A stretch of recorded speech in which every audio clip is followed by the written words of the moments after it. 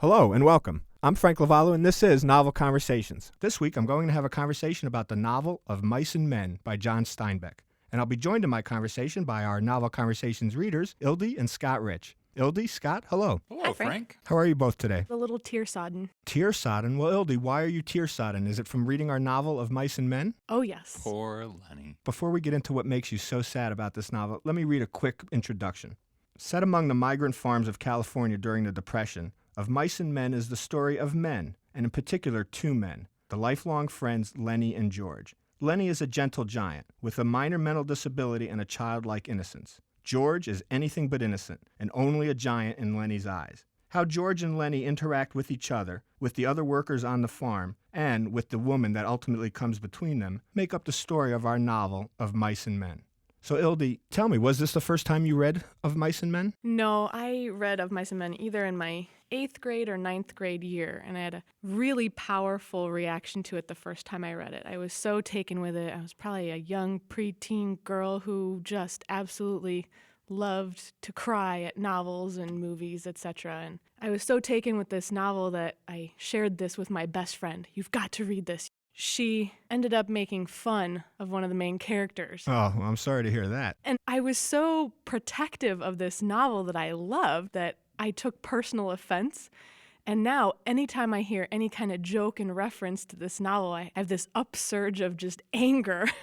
Well, before I get to Scott, what was it like reading it for the second time? I had the same reaction. Characters are certainly easy to get attached to. Scott, tell me about the first time you read the novel. I believe the first time was in high school. I've read it once or twice since then as well, up until this most recent time. I've loved it every time. It is sad. I always end up saying, poor Lenny. But it's a fantastic novel. It's not just Lenny. It's a very sad novel on many different levels for all the Very characters. true. Very true. All right, Scott, start us off. How does the novel of Mice and Men begin? Our novel begins with the two main characters, George Milton and Lenny Small, walking down a path through some woods near a river, heading towards the ranch where they're expected to begin working. Right, they're complaining that the bus driver dropped them off too far away from the farm. Yeah, he said, just a little bit over there. A few hours later, they still haven't gotten there. What do we quickly learn about our two main characters, George and Lenny? Well, we learn that George seems to be the leader and Lenny the follower. And whereas Lenny is really big, he seems to have a mental disability. He has a mentality of a 6 or 7-year-old, I'd think. That's right. Through the novel, that's about his intelligence level, and it really never changes. He's definitely before the age of reason. He knows things can be bad that you do,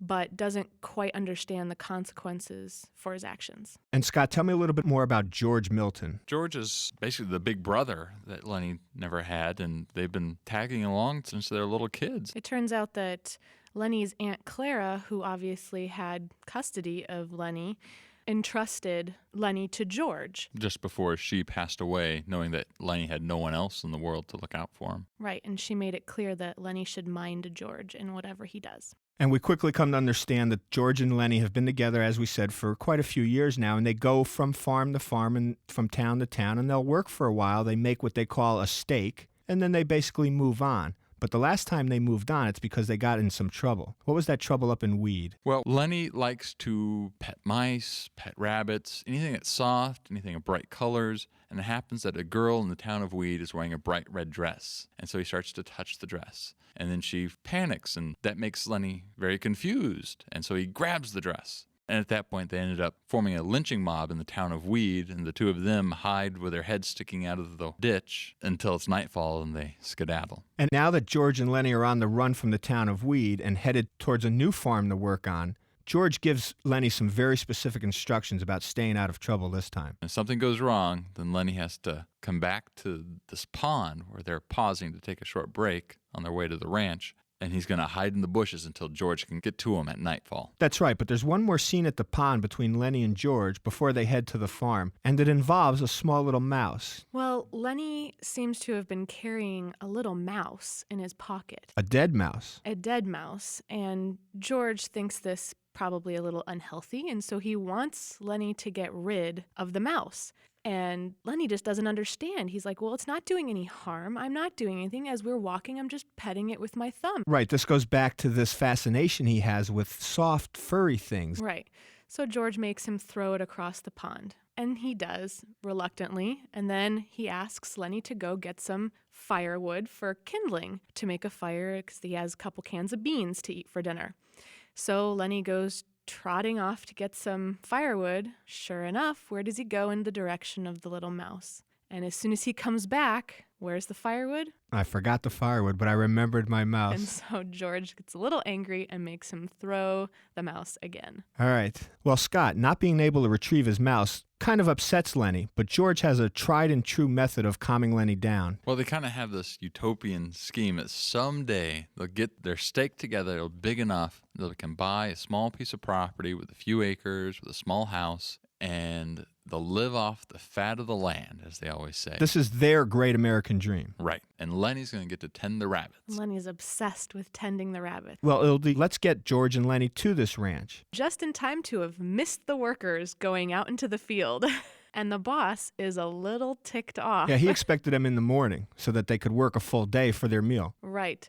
And so George explains that the bus driver left them far too far away and that they had to walk the whole distance. Lenny's being very, very quiet, but his size impresses this farm boss. Right, and he wants him to speak, and George says, well, he doesn't speak much, but you give him a bale of barley to buck, and he's going to outshine any of your hardest workers. Well, Scott, George and Lenny aren't at the ranch long before they meet Curly and Candy. But first, Candy. Well, Candy's one of the oldest farm hands on the ranch, and he lost his hand some time back in one of the machines. They just keep him around out of pity and guilt. One of the most striking things about Candy isn't necessarily Candy, but that he's got this mangy, stinky, old, decrepit, half-blind dog that is always trailing behind him or laying somewhere near him. That's right. When we first meet Candy, we also meet his dog, and everywhere Candy goes, this dog is also with him. Right. But the dog's not a favorite with the other ranch hands. Right. Some of the other ranch workers are really upset because wherever Candy is, so is his dog, and he stinks up the place. Nasty dog. It's tough sleeping in that bunkhouse with a smelly old dog. Right.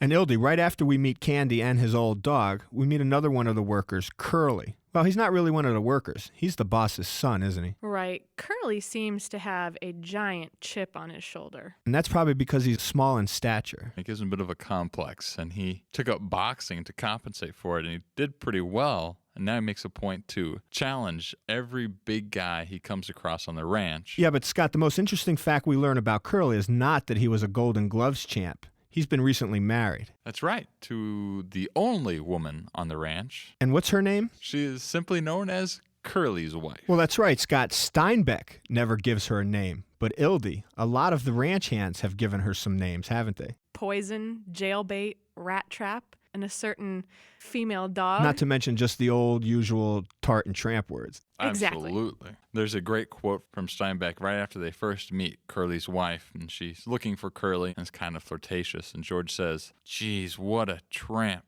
So that's what Curly picks for a wife. Lenny responds, "She's purty." And right away, George lets us know that he's a little bit concerned about Lenny's response to this woman. That's right. He does not want Lenny anywhere near her. And really, it's not so much about Lenny. He recognizes this type of woman. That's right. They consider her to have the eye. Married 2 weeks only, and she's got the eye. We kind of get a sense of foreboding right away here. And Lenny responds, "Let's get out of here. It's mean here. Let's just leave right now." But they don't. They want to get that stake together so they can get their land. Well, Scott and Ildi, once we've met Candy and Curly, we now meet the leader of the ranch hands, the mule skinner, Slim. And I love the way Steinbeck writes about him. He moved with a majesty achieved only by royalty and master craftsmen. His authority was so great that his word was taken on any subject, be it politics or love. This was Slim. He hears more than is said, and he sees beyond mere appearances. And automatically, when he sees Lenny and George, he looks kindly at the two of them. George and Slim hit it off real quickly. And George kind of insults himself and raises Lenny high up, and he says, "I ain't nothing to scream about, but that big guy over there can put up more grain alone than most pears can." And Slim looks approvingly at George for having given this compliment. If Slim takes notice of a compliment, I think we can assume that they're pretty rare on the ranch. Right. All right, Scott, before we take our next break, there's one more character I would like to introduce. Tell me about Carlson, another ranch hand. A powerful, big-stomached man. as he walks into the bunkhouse. They all have some sort of obsession. He has an old Luger pistol, which he's somewhat obsessed with, keeping it clean. Yeah, but that's not really his obsession. As we mentioned before, Candy's old, right. stinky dog. He's obsessed with getting rid of that big, stinky, mangy mutt of a dog. He just can't stand that this dog is stinking up the bunkhouse. So he comes up with all these excuses about why it would be more humane to get rid of the dog. He says, well, he's got no teeth. He's darn near blind. He can't eat. He feeds him milk. He can't even chew anything else. And all he does is just sit there and stink.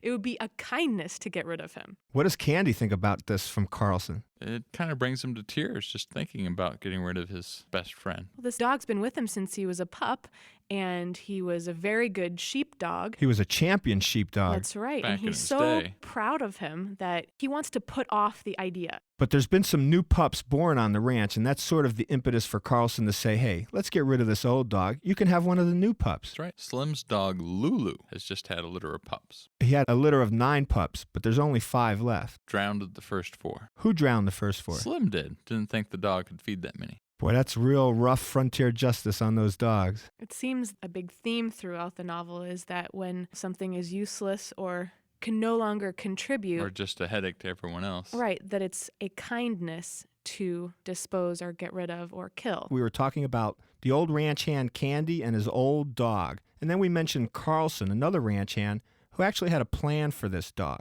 Well, his plan is to get everyone on the bandwagon to pressure Candy so that he would let Carlson get rid of the dog. Clearly, they've been talking about this old stinky dog in this ranch house for quite a while. Yeah, and Carlson is getting tired of Candy's excuses and delay. And the convenient fact that Slim's dog Lulu has just had pups is going to give a little more weight to the argument because Candy will be able to have a new dog. Ildi, does Candy actually agree to let Carlson kill his dog? Well, it all comes down to Slim. They kind of look to Slim as their leader, obviously. And so when he finally speaks up, he says, Carlson's right, Candy. That dog ain't no good to himself.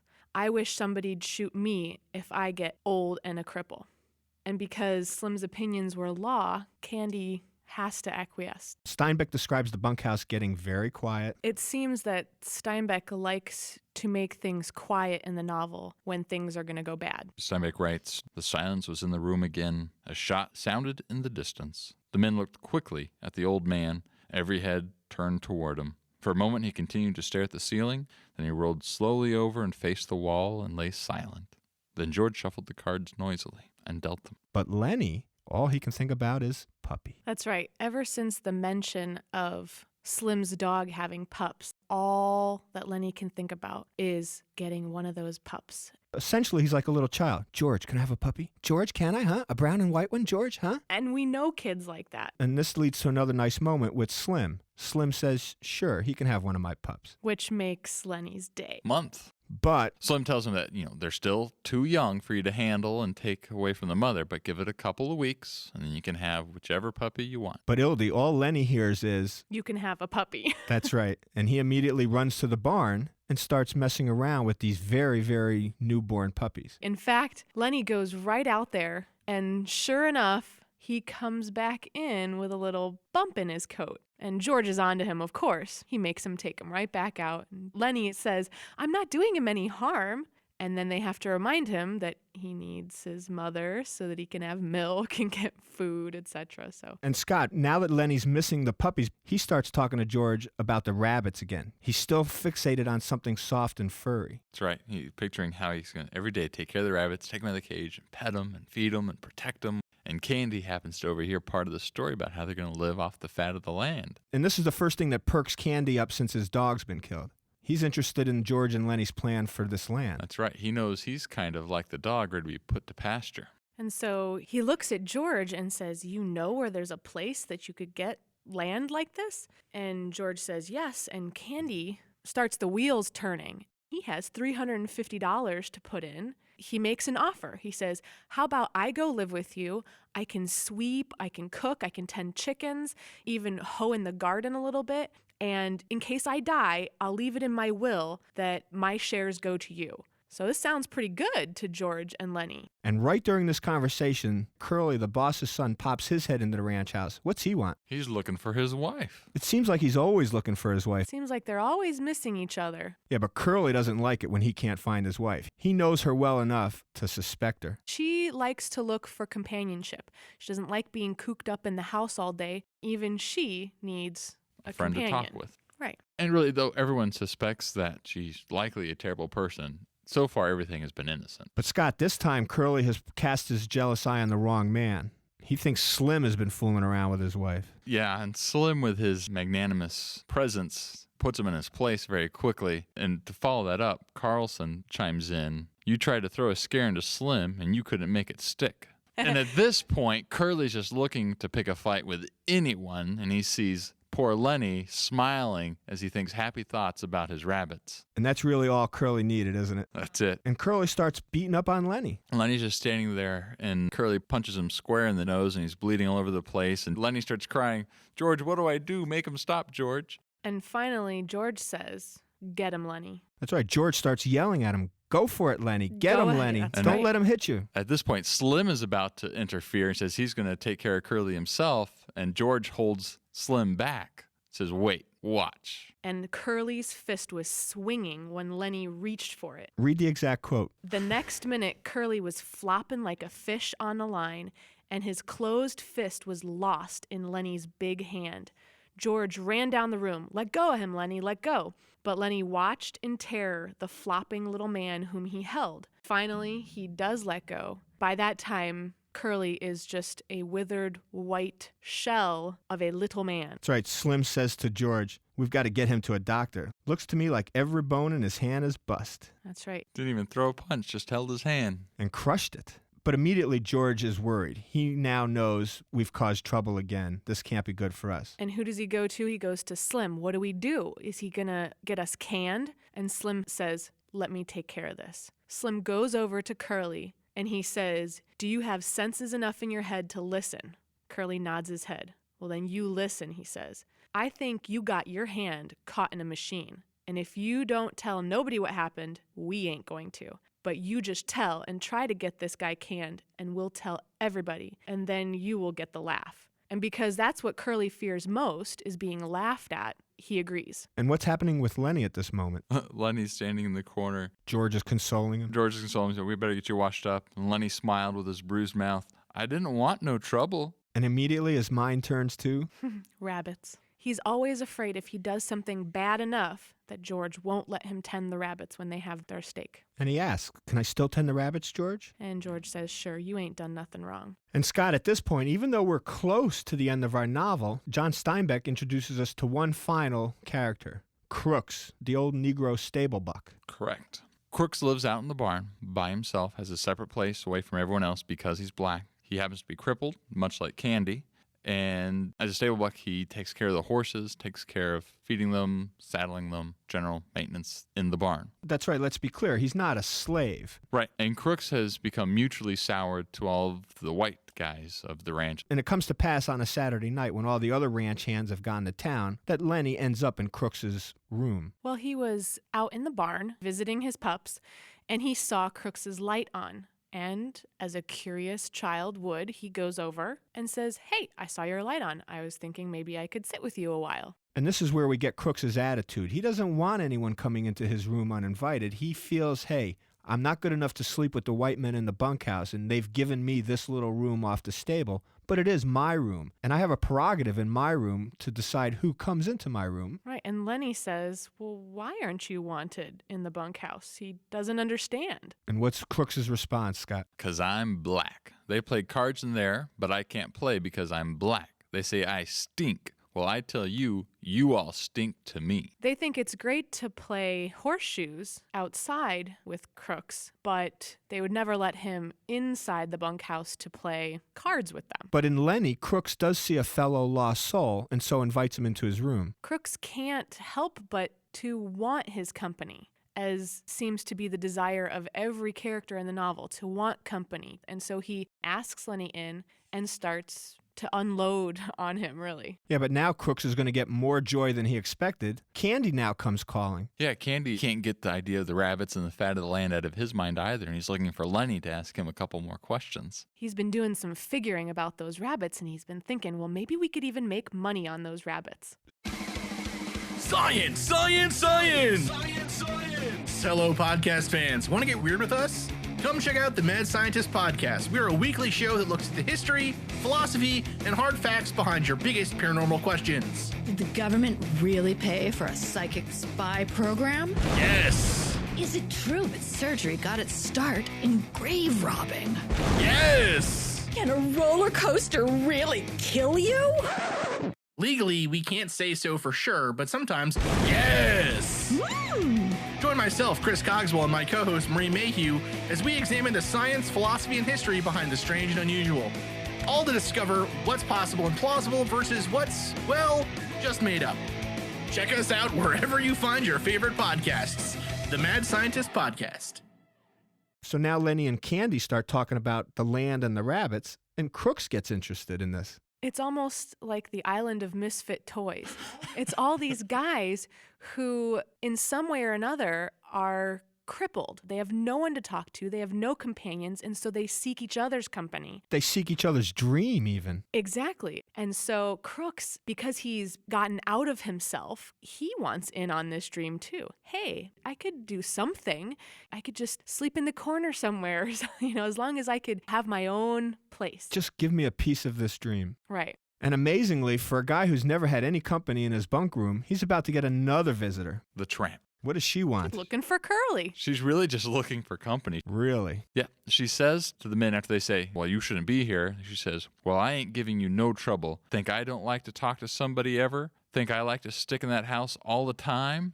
It's actually really sad at the end of this chapter. Curly's wife does finally leave, and Crooks says to Candy and to Lenny, maybe you guys better go. I ain't sure I want you in here no more. A colored man got to have some rights, even if he don't like 'em. And Crooks calls to Candy when they're leaving and says, Candy, remember what I said about hoeing and doing odd jobs? And Candy says, yes, I remember.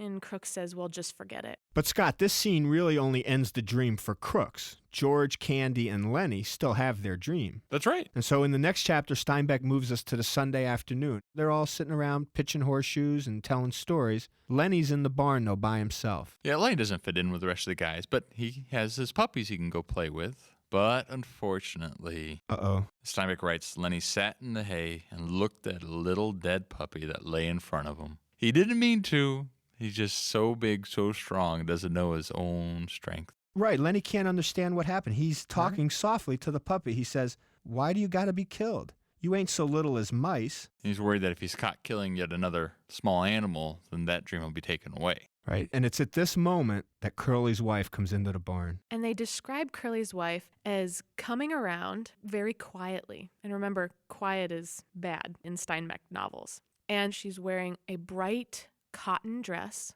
and shoes with red ostrich feathers on them. And they describe her hair as being sausage curls. And you think, all things Lenny's going to want to touch. She's not as small and weak as a little puppy. And she invites his touch. She certainly does. She wants to talk to someone so badly. She convinces Lenny that it's okay to talk to her because he doesn't want to talk to her. George told him not to talk to her. She finally convinces him by figuring out that he likes soft things. And she says, well, I brush my hair all the time and other people's hair is coarse, like Curly's hair is very coarse, but mine, because I brush it so much, is very soft. And she lets Lenny touch her hair. And he pets it and thinks, oh, this is very soft. So he starts pawing at her head. And she's trying to pull away, and he's holding tighter. Well, as soon as Lenny fears anything, he just clamps down. Just like he did on Curly's hand, and the girl's dress in weed. And she starts to shriek. And this scares Lenny. Please don't do that. George will get mad. Right. George will get mad. And so what does he do? He takes his other hand and puts it over her mouth and nose. His hands are very large. All right, Scott. I think we all know. And at this point, he shakes her a bit too hard, and then she's still. What's happened? Her neck broke.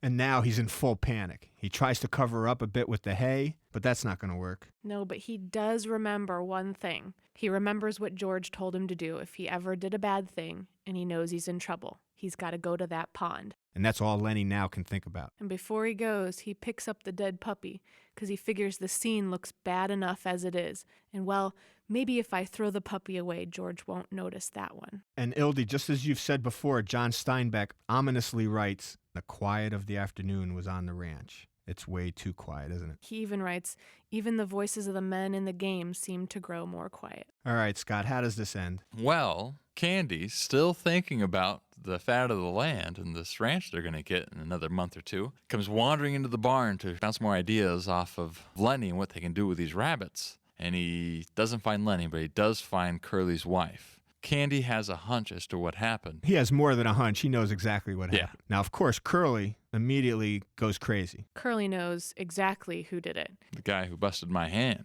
He's going to get him. I'm going for my shotgun, and I'm going to kill him myself. Essentially, all the men go for their guns. Right. But Carlson quickly comes back from the bunkhouse and says, "My Luger's missing. My gun's gone." So they all assume that Lenny has taken the gun because of what he's done. But even without Carlson's gun, they've got a lynching party ready. They're going to go find Lenny, and they're going to take care of him. That's right. And they ask George which way he thinks Lenny might have gone. And of course, George tries to put him off the scent by saying, well, we came from the north, so he probably went south. Right. In reality, he's thinking of the pond himself. Of course, he hopes that Lenny remembered the plan and has gone back to that pond. And as soon as George can, that's where he heads. And Lenny has already been there. Scott, do you want to describe the last scene once George has found Lenny? Well, George does find Lenny hiding out at the pond in the bushes. At least Lenny did that right. That's right. And Lenny goes right back to his habits. He tries to mimic what he thinks he should be doing. We're down to the last 2 pages of the book, and it really is a sad couple pages to read. George is kind of reflecting on life and the situation he is in, taking care of Lenny all the time and never able to be stationary in life. And George says, guys like us got no family. They make a little steak and then they blow it in. They ain't got nobody in the world that gives a hoot and heck about them. But not us, Lenny cried happily. Tell about us. George was quiet for a moment. But not us, he said. Because I got you. And I got you. We got each other. That gives a hoot and heck about us, Lenny cried in triumph. And George tells Lenny to take his hat off, and George takes his own hat off, and you have a sense that they're almost at a funeral now. And George sits quietly and carefully behind Lenny. Yeah. And in the background, you can hear the lynching mob getting closer and closer. George keeps telling Lenny to think about those rabbits. Yes, you're going to get those rabbits. Think about the fat of the land. George, can we have a cow? Absolutely. You can have anything you want, Lenny. Are you mad at me? No. And while they're having this conversation, Steinbeck writes, George reached into his side pocket and brought out Carlson's Luger. He snapped off the safety, and the hand and the gun lay on the ground behind Lenny's back. He looked at the back of Lenny's head, and now they continue to hear the sounds of the lynch party coming. And George looks down at the gun again. There were crashing footsteps in the brush now. George turned and looked toward them. And at just this moment, George really gives a very nice eulogy to Lenny. He says, you and me, everybody going to be nice to you. Ain't going to be no more trouble. Lenny says, I thought you was mad at me. And George says, no, Lenny, I ain't mad, and I never been mad. And I ain't now. That's a thing I want you to know. And Steinbeck continues. Lenny begged, let's do it now. Let's get that place now. Sure, right now. And Steinbeck continues, and George raised the gun and steadied it, and he brought the muzzle of it close to the back of Lenny's head. The hand shook violently, but his face set and his hand steadied. He pulled the trigger. The crash of the shot rolled up the hills and rolled down again. Lenny jarred and then settled slowly forward to the sand, and he lay without quivering. Are you tear-sodden again, Ildi? Can't help it. This is a tough scene. It's a very, very tough. And you're reminded of when Candy was talking about when Carlson shot his dog, and he looked at George and said, I wish I had done it myself. That's what was going through George's head. He didn't want anyone else to kill Lenny. And he wanted it to be as peaceful as possible for Lenny, and he knew that there would be a world of pain and torture if he let Curly have his way. And once the rest of the men arrive at this scene, George quickly tells them another story. Yeah, he had your gun. And you got it away from him, and you took it and you killed him? Yeah, that's how. And George's voice was almost a whisper. He just kept looking at his right hand that had held the gun. But Ildi and Scott, Slim is not fooled by this story. Slim knows what happened. He says to George, never you mind. A guy got to sometimes. Come on, George. Me and you'll go in and get a drink. George says, yeah, a drink. Slim says, you had it, George. I swear you had it. And that's how our novel of Mice and Men ends. Now you see why I get all tear-sodden. Ildi, I do, and I totally understand it. This was a hard, sorrowful story to read and finish. I'm glad we read it, but it was tough to finish. All right, and I think that's where we'll end our conversation about the novel of Mice and Men by John Steinbeck. Now, of course, even in a novel this short, we can't discuss every character or get to every moment. So if you have a favorite passage you want to read or character you want to mention, now's your chance. Ildi, do you have something? Yeah, in the scene where George is opening up to Slim, George explains a little bit more of the relationship between he and Lenny. It goes back to the past when they were younger. George says he used to play games on him because he was too dumb to take care of himself. And he never got mad about it either. He says, I've beat the heck out of him, and he could have bust every bone in my body just with his hands, but he never lifted a finger against me. And George's voice was taking on the tone of a confession. Tell you what made me stop that. One day, a bunch of guys was standing around up on the Sacramento River. I was feeling pretty smart. I turned to Lenny and says, jump in. And he jumped. Couldn't swim a stroke. He darn near drowned before we could get him. And he was so nice to me for pulling him out. Clean forgot I had told him to jump in. Well, I didn't do anything like that anymore. You know, I remember that moment. That was a good moment. The quote that I wanted to read is from Crooks, the old Negro stable buck, and he's talking about being lonely and how everybody needs somebody to talk to. A guy sits alone out here at night, maybe reading books or thinking or stuff like that. Sometimes he gets thinking, and he got nothing to tell him what's so and what ain't so. Maybe if he sees something, he don't know whether it's right or not. He can't turn to some other guy and ask if he sees it too. He can't tell. He's got nothing to measure by. I seen things out here. I wasn't drunk. I don't know if I was asleep. If some guy was with me, he could tell me if I was asleep, and then it would be all right. But I just don't know. Yeah, that just epitomizes how everyone in this novel is lonely at heart. It's the human need for communication, for Companionship. I mean, it's one of our basic necessities. All of the people in this novel are just looking for someone to talk to, someone to share some moments with. And it seems that Lenny is oftentimes the one to whom they go to, because regardless of whether he's hearing what they're saying, he's listening. Scott, do you have a moment? One of the things I really enjoyed as one of the side themes of the novel is George and Slim really seem to take to one another right away. Slim is head and shoulders above everyone on the ranch as far as respect and competence. George seems to right away be the only possible equal to Slim. And there's no sense of competition between them. They immediately are open with one another. Well, why do you think that is, Scott? There's a line in the novel, they're talking about Slim, and they say, Slim is a real mule skinner. He takes care of his team. And I guess you could think of Lenny as George's mule. So it's a respect that Slim feels for George in the way George is taking care of Lenny. It's maybe more simple than that, just he is someone who seems competent, is able to think ahead rather than just about the moment. And Slim hasn't really run into very many competent men. Not many at all. I like to think of him as the iconic, laconic cowboy. And I think it's with Slim understanding and appreciating the relationship that George and Lenny had that will end today's conversation about the novel of Mice and Men by John Steinbeck. Ildi, Scott, I want to thank you both for coming in and talking to me about a good but tough novel to read. Absolutely. Thanks. It's been a joy and a sorrow. You're right, it has been both.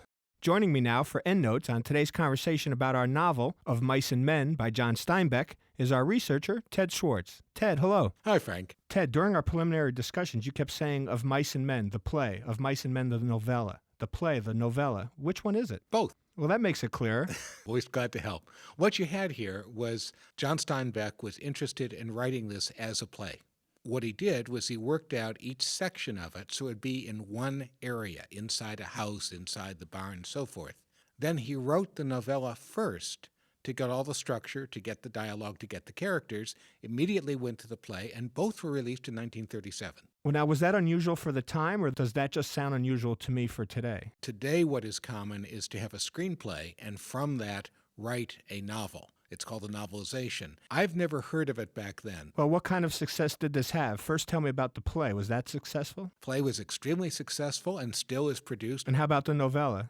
Amazingly, this was a major bestseller before it was published with a man who didn't have a reputation to warrant that. How can it be successful before it was published? It was picked up by Book of the Month Club, and before it was published, 117,000 copies had been ordered. Just a phenomenal number. And I cannot find anything to warrant it other than my guess is the publisher sent out a lot of what are called galley proofs so that hand sellers, booksellers who were going to be promoting it, perhaps newspapers, perhaps radio, would be talking about it. I understand this novel is interpreted differently now than when it was when it first came out. Do you want to explain that a little bit? Yes, we're reading it with contemporary eyes, contemporary thoughts. This was a time of the Depression. The year that Steinbeck was writing it, 1937, 21% of the able-bodied Americans trying to find work could not. Men would go anywhere, left families, left loved ones, to try and find any work they could get. They'd be handed chits. They would take it, for example, to a farmer in the Salinas Valley where Steinbeck was living and have a job for a short period of time. The farmers would give them enough to survive. There were no benefits. Everyone was intensely lonely. Everyone knew at some point they would die alone. So unlike our team of Lenny and George, most of these men were solo on their own? Lenny and George were unusual for the day. They had found a way to have companionship, to get by, to move towards a dream, and it doesn't matter that it ended so tragically. So when Steinbeck gives us those touching moments between Candy and his old stinky dog, he's portraying a more realistic relationship for that time, a man and his pet? He's actually portraying a relationship of desperation.